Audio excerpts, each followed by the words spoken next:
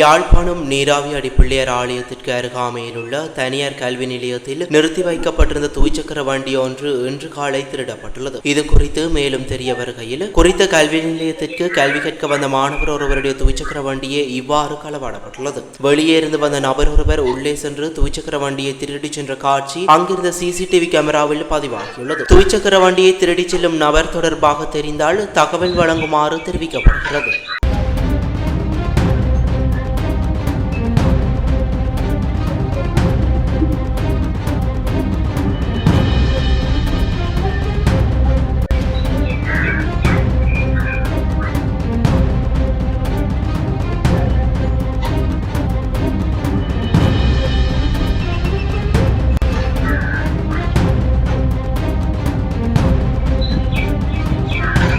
இது போன்ற செய்திகளை தெரிந்து கொள்ள சமூகம் நியூஸ் சேனலை சப்ஸ்கிரைப் செய்து அருகில் உள்ள பெல் பட்டனை கிளிக் செய்யுங்கள்.